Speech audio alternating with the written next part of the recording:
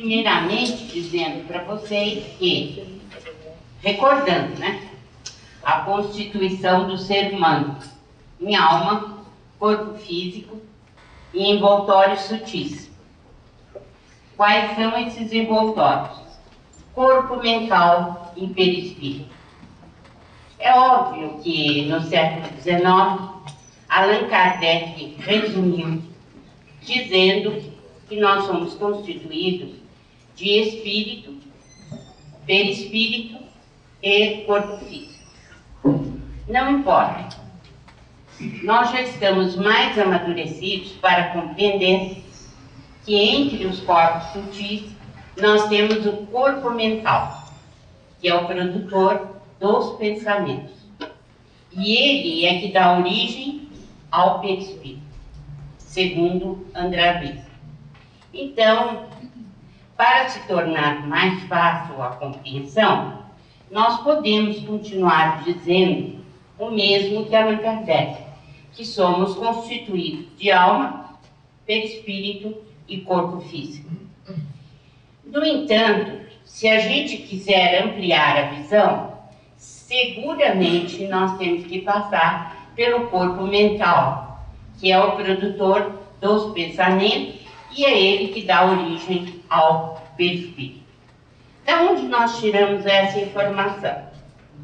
Se a pessoa ler o Evangelho, a coleção André Luiz, ela vai se informar bastante sobre perispírito.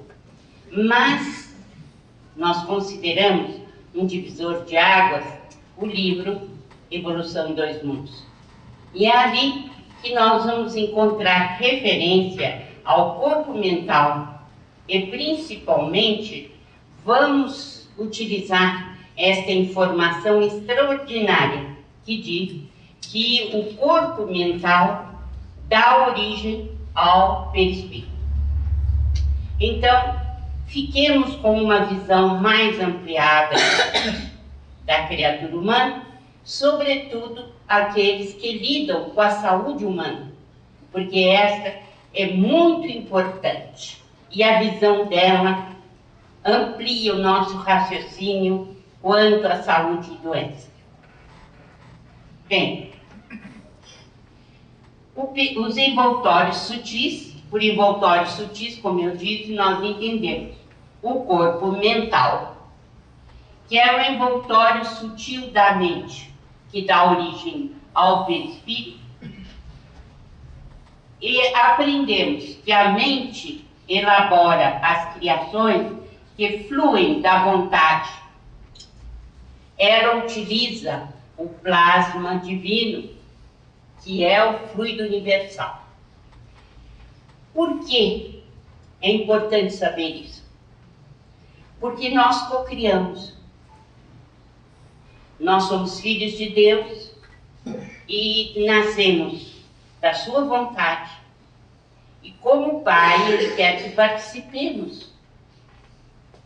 Nós somos todos, então, colaboradores do Senhor.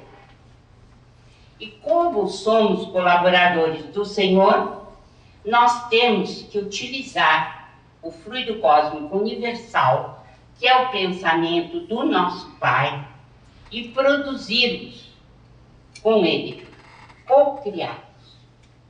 Bem, quem é que permite essa cocriação? É o corpo mental. Por quê? Porque ele elabora os pensamentos. E os pensamentos são, na verdade, os instrumentos da cocriação. Certo? Então, nós necessitamos, principalmente, de saber que o corpo mental utiliza o fluido universal, porque é ele quem elabora o pensamento. Eu já ouvi alguns companheiros de ideal dizerem que o perispírito é responsável pelo pensamento. Não é. Não é. Ele apenas distribui para o corpo todo. mas quem elabora, quem cria, é o corpo mental. Então, essa distribuição se faz através do perispírito. Qual é a constituição do perispírito? Vocês já aprenderam com o Rodrigo que ele é constituído do corpo astral, que é o perispírito como nós o entendemos, o corpo causal, que é um envoltório presente, um elemento presente, e o corpo vital, ou dupla terra. São vestimentas, ou são túnicas do perispírito. Isso é bom, é importante saber, sobretudo se nós estamos lidando na área da saúde, para compreender, sobretudo, da onde se originam as doenças. Quais são os elementos que estão perturbados, desequilibrados. Então, com o perispírito, o espírito interage no plano em que ele está, seja qual for a dimensão. Qual é a fonte do perispírito? Da onde ele promana? Do fluido cósmico universal. Como toda matéria, tudo quanto é matéria promana do fluido cósmico universal ou pensamento de Deus, ou plasma de vida, como nós quisermos. É uma estrutura eletromagnética. O perispírito é formado de elétrons e fótons de uma matéria que nós desconhecemos, mas é matéria. E como a matéria do corpo físico é luz coagulada, a gente depreende, embora não tenha certeza ainda, de que o perispírito é luz, que é coagulada de uma outra maneira, numa outra dimensão, ou com elementos que ainda desconhecemos. O corpo organizado, o instrumento físico, é modelado pelo perispírito. É ele quem modela o embrião, é quem promove a embriogênese. E ele é plenamente modificável através do pensamento. Daí a importância de sabermos que essa túnica eletromagnética é movida pelo pensamento.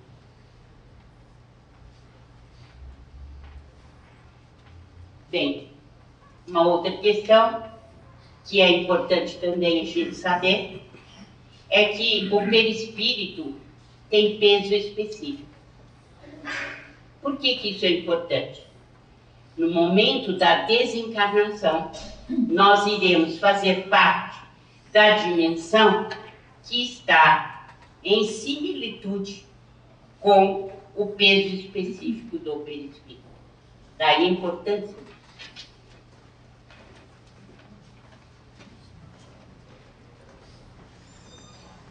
Ainda a constituição do perispírito.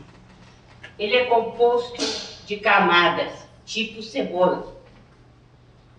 É a melhor designação que nós já encontramos entre os nossos pesquisadores científicos, como Albert de Rochat. Então, o Albert de Rochat recebeu do espírito Vincent essa incrível concepção de cebola, mas que nos indica que são invólucros interpermeáveis. Quer dizer, nós podemos interpenetráveis, quer dizer que nós temos túnicas dentro do nosso perispírito que estão sempre em ligação umas com as outras. Então, quando nós falamos, né, em corpo causal, e quando falamos em corpo vital ou duplo etérico, no que é que nós estamos falando? Estamos falando disso. São camadas tipo cebola que fazem parte do perispírito.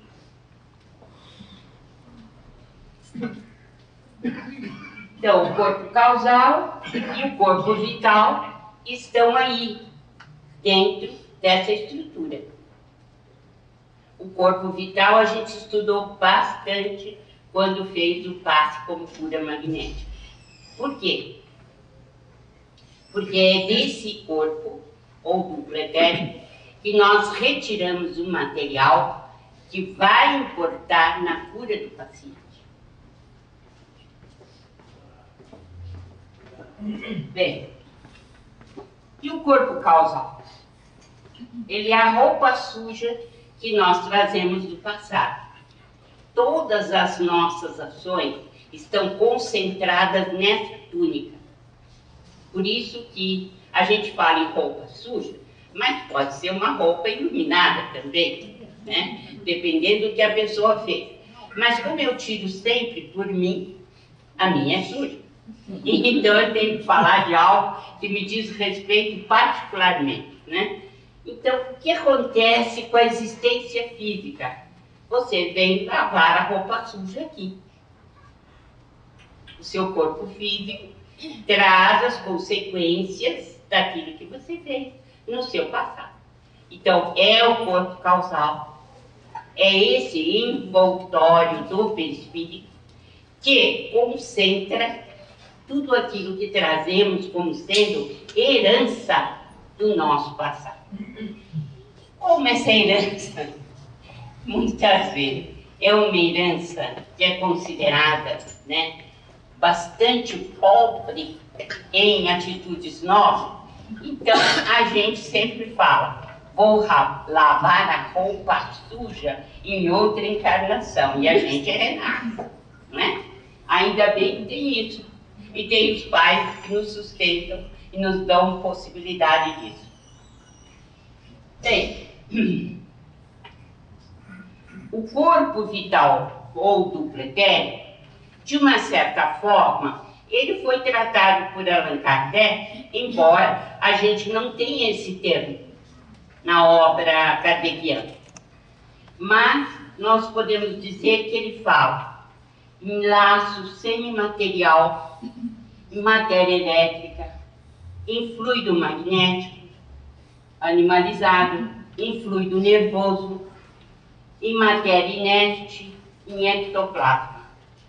Então, Kardec se refere, em várias obras, a esta matéria que, de uma certa forma, pertence ao perispírito, mas que é designado como corpo vital ou duplo etérico.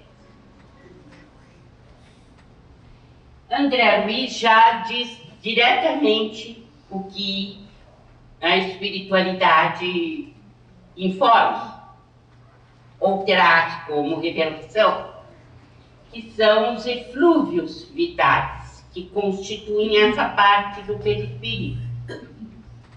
São emanações neuropsíquicas e que se desintegram com a morte. Mas eu queria lembrar, que eu já falei de outras vezes, o perispírito não fica sem essa camada. Para onde ele for, ele tem que preencher a lacuna com a matéria onde ele está, da dimensão onde ele está. Por isso que existe materialização no mundo espiritual. Certo? Bem, e a constituição dos chakras? Apenas lembrando que nós já vimos tudo isso, né?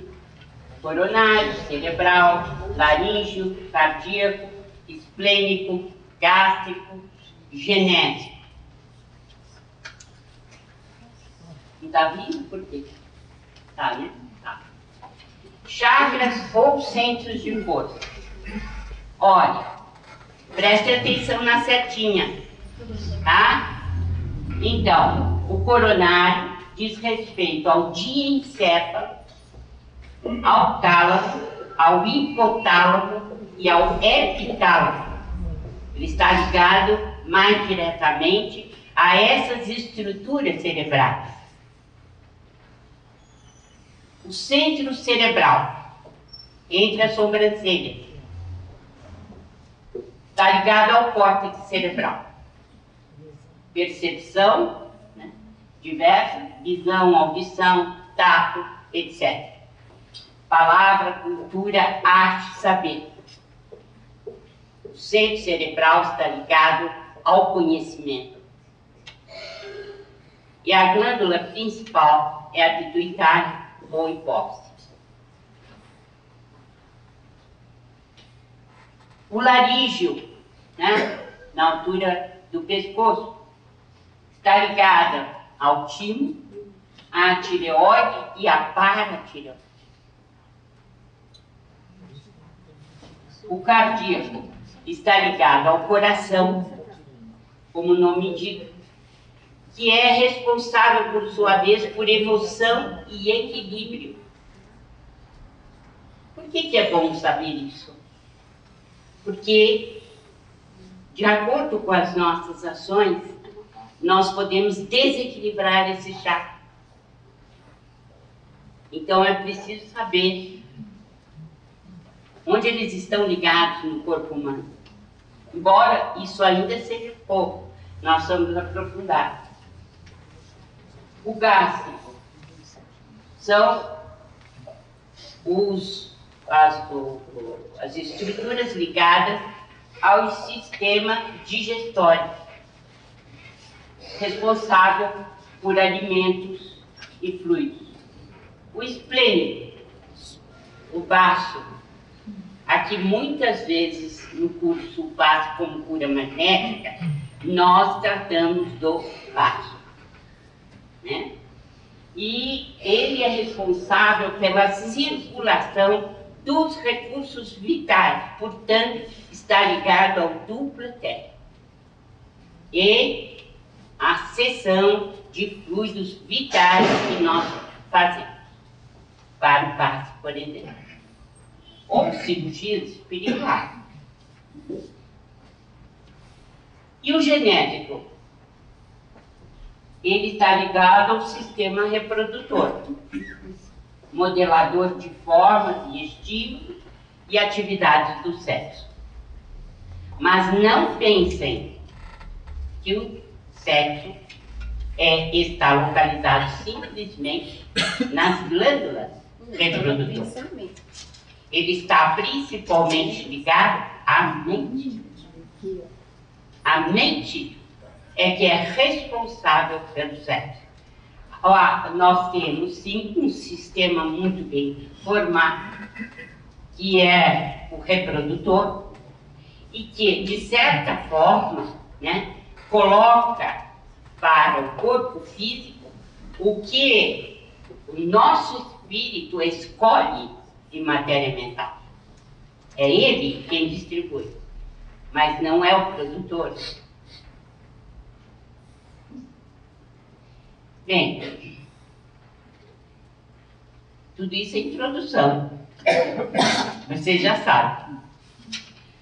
O papel das doenças, né?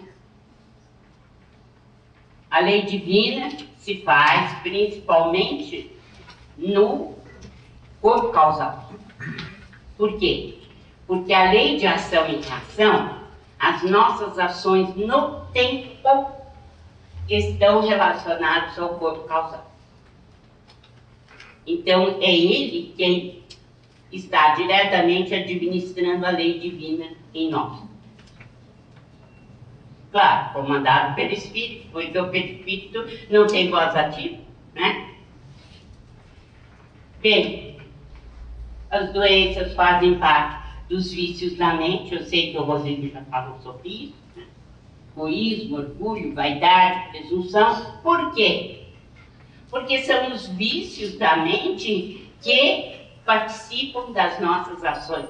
E a ação gera comprometimento na lei de ação e reação. É indiscutível.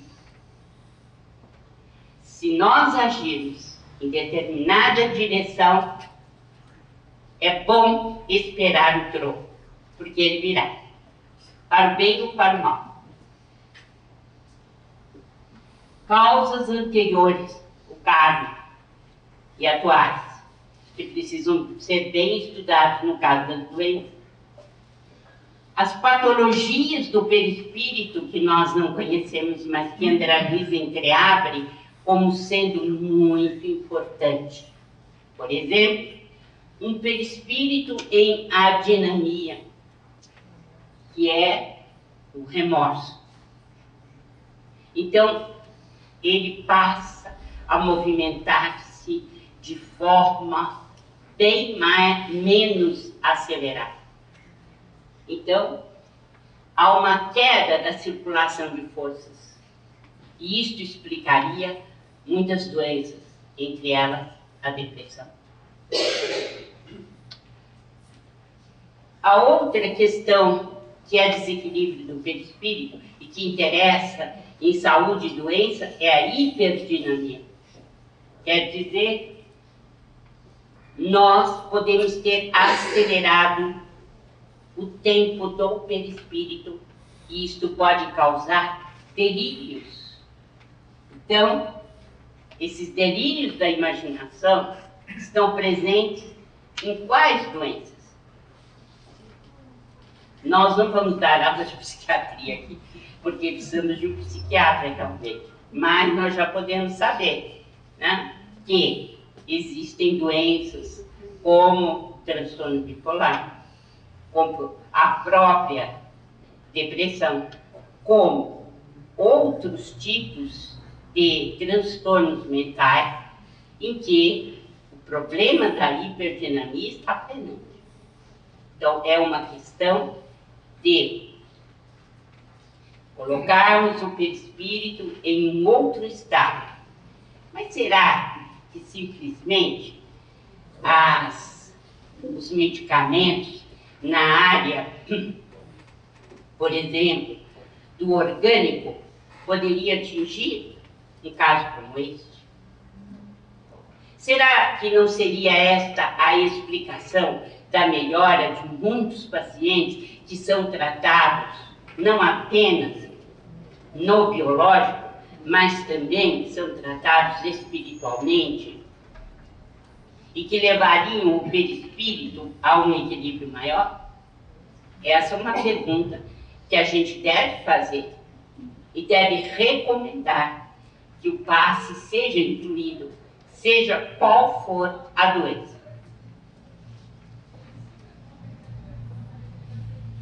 Então, nós não vamos entrar na casuística do Dr. Ian Stiles, apenas para lembrar a vocês que, nas pesquisas que ele fez, ele descobriu que ações passadas repercutem na existência posterior.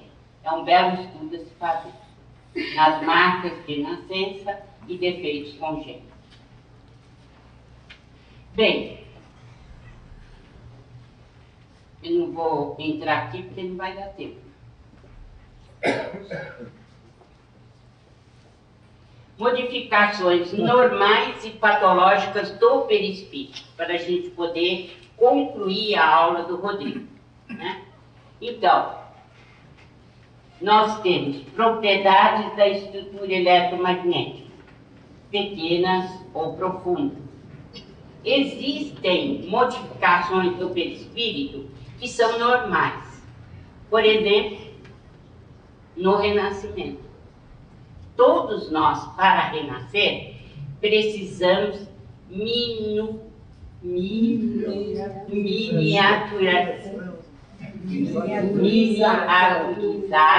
o perispírito. Nós tivemos de partir de um ser humano totalmente desenvolvido no mundo espiritual para o perispírito de um bebê. Porque senão a reencarnação não se dá.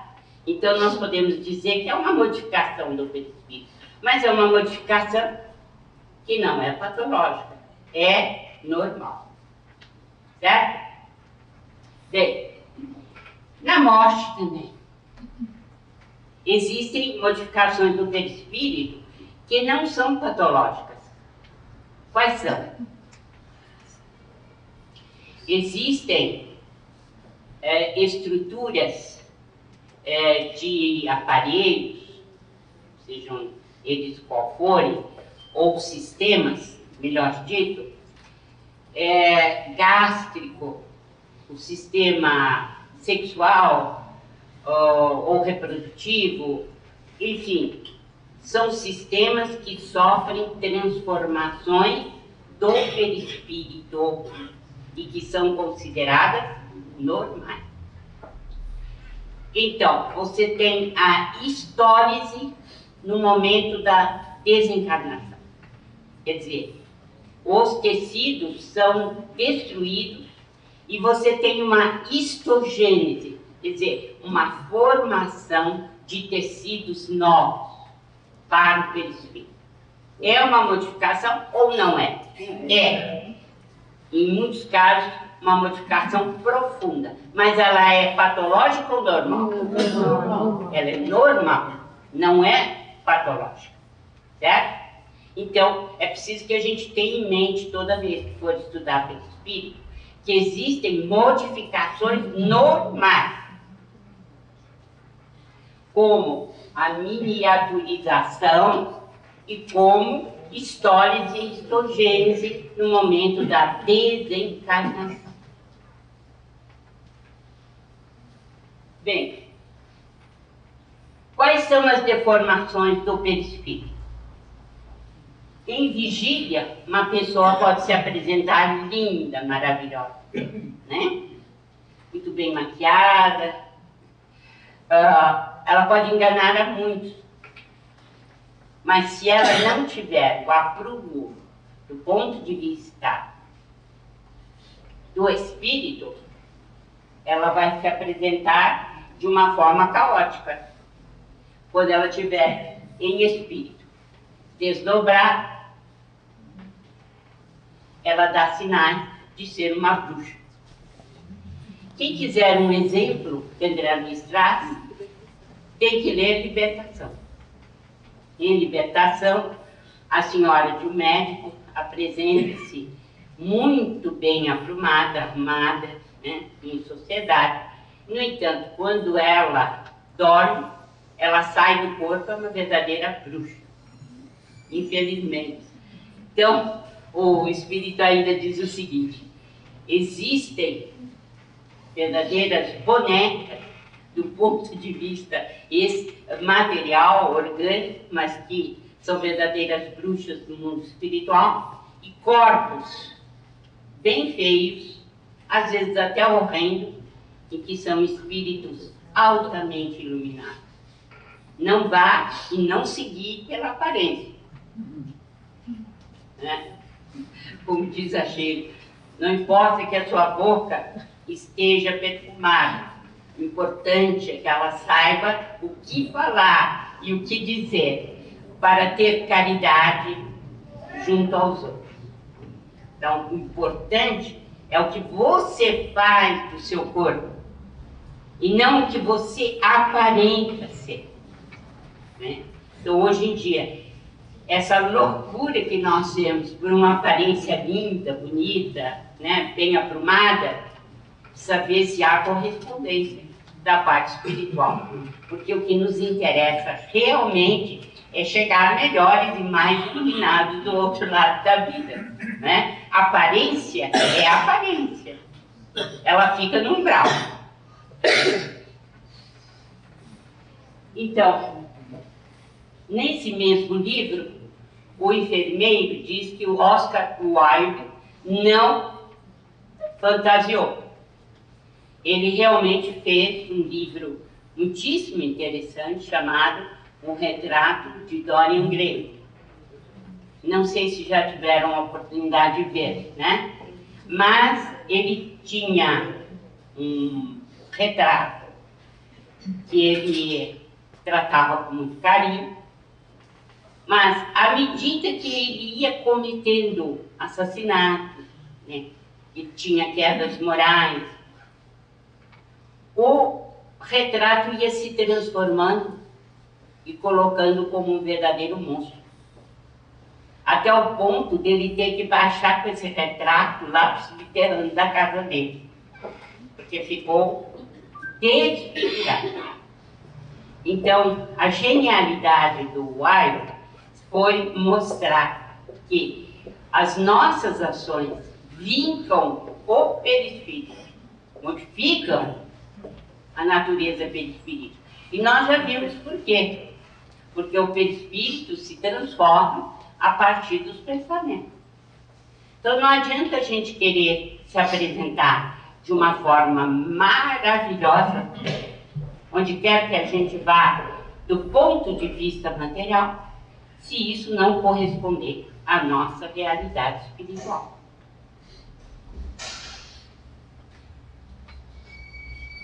Cada crime, cada queda, deixam aleijões e sulcos horrendos no campo da alma. São expressões de André Luiz do livro Libertação.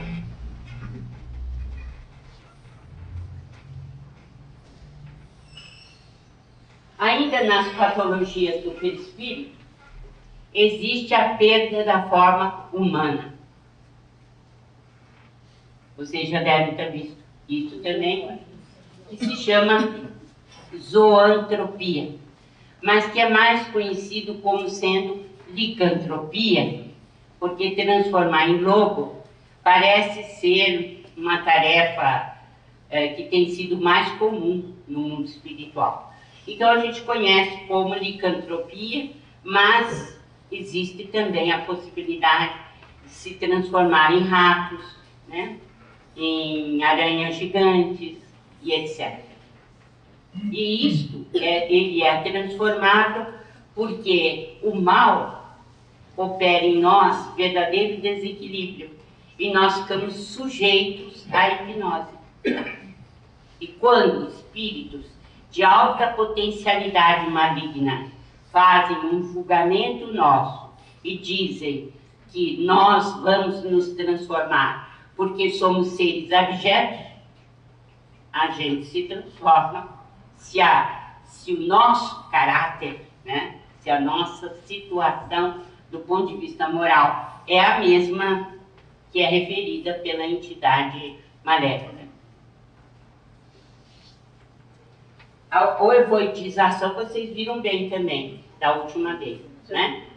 Em que não se transforma em animal, mas se transforma, por exemplo, numa grande ameba ou num crânio, o tamanho de um pouco maior que um crânio humano, né? Que é a ovoidização.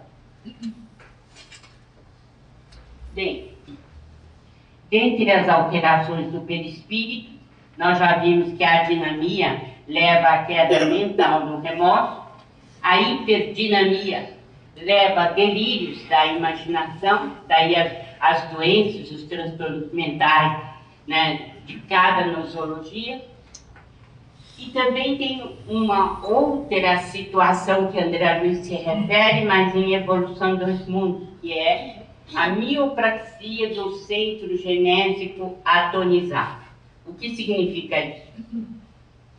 Quando a mulher provoca aborto, ela fica com esta região do sistema reprodutor, ela fica com essa região afetada.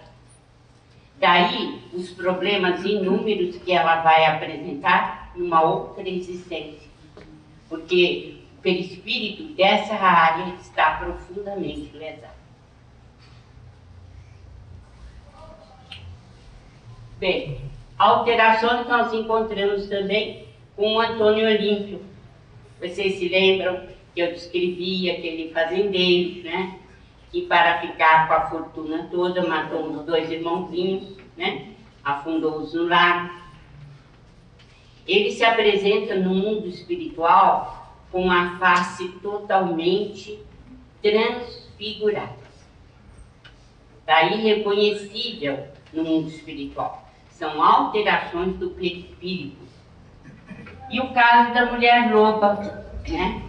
ela, para termos uma ideia da situação especificamente dessa mulher que está em libertação, ela matou o marido e os 5 filhinhos.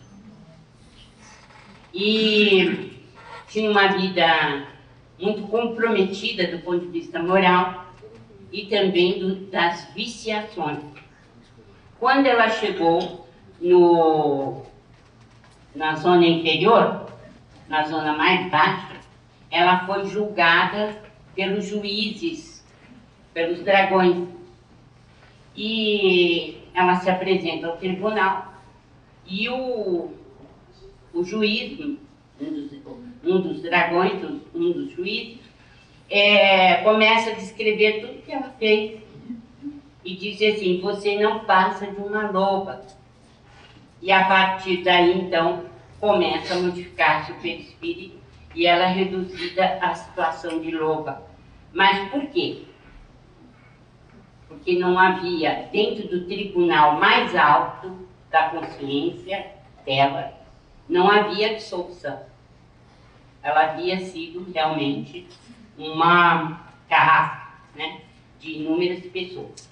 Então, o problema da transformação e da hipnose que transforma só se dá quando realmente a gente não produziu o suficiente do ponto de vista espiritual.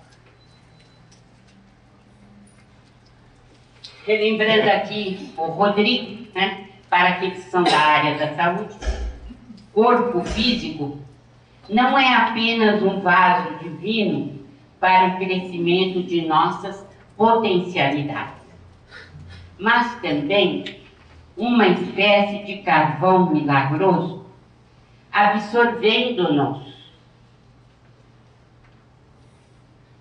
os tóxicos e resíduos de sombra que trazemos no corpo substancial. Entende-se como corpo substancial ou perispírito. E esta frase de Clarencio está entre a terra e o céu. De modo que aquele que possui um corpo físico, todos os dias, deveria sentar o joelho no chão e agradecer a Deus, porque a oportunidade que a gente tem de refazimento, de reequilíbrio, estar encarnado, é uma das maiores bênçãos para o nosso espírito que deseja evoluir. E, finalmente, né, a consideração final. O perispírito só será belo e resplandecente. Lembram-se da parábola das bodas, né?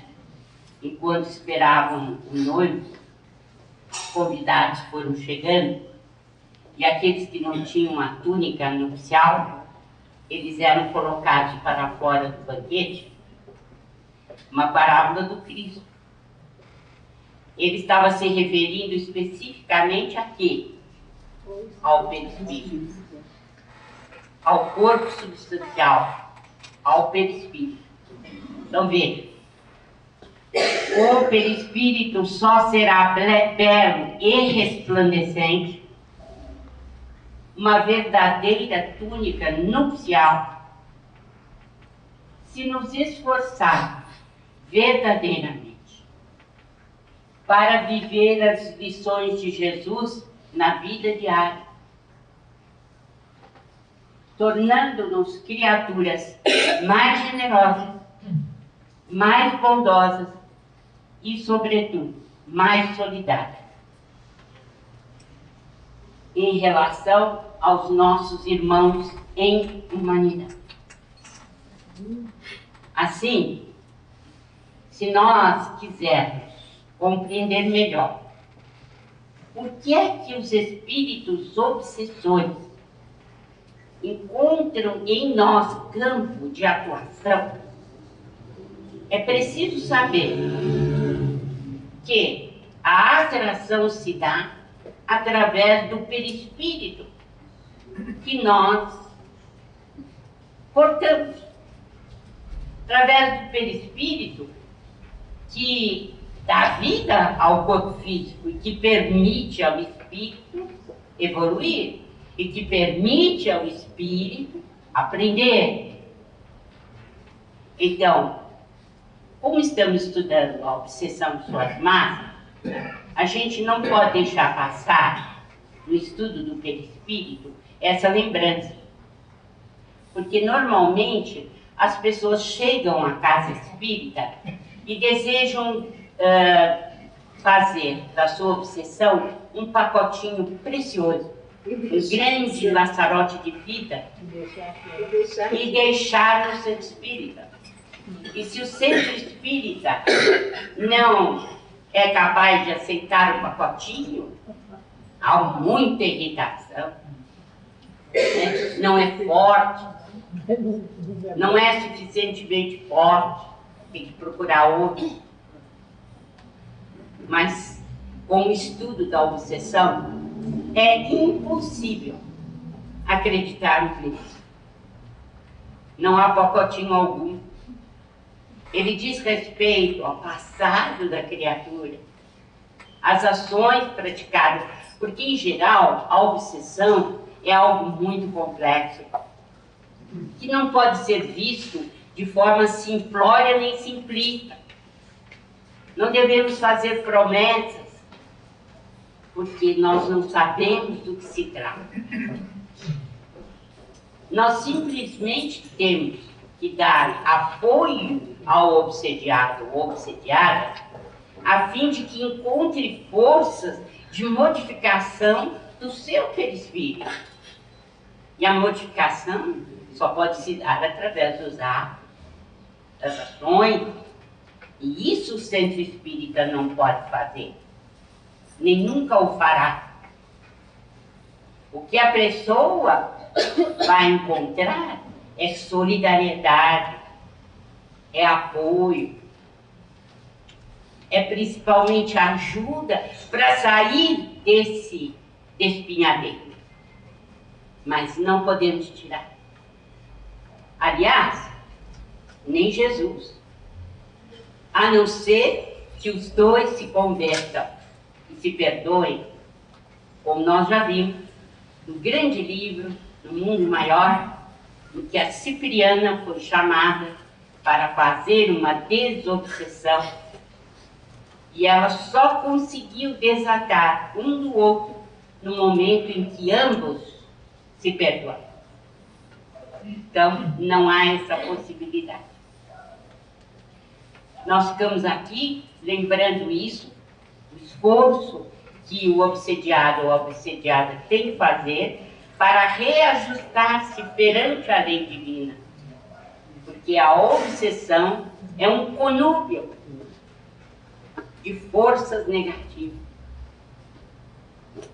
E essas forças negativas precisam ser tratadas com amor, mas principalmente elas têm que ser transformadas pelos próprios envolvidos no processo obsessivo. Não se trata de ser espírita mais forte nem mais fraco. O que nós verificamos que há necessidade absoluta é de que somente o bem neutraliza o mal. Isso é certeza. Somente o bem é capaz de neutralizar o mal. No entanto, quando nós aconselhamos isso, a pessoa vira o calcanhar e nunca mais aparece.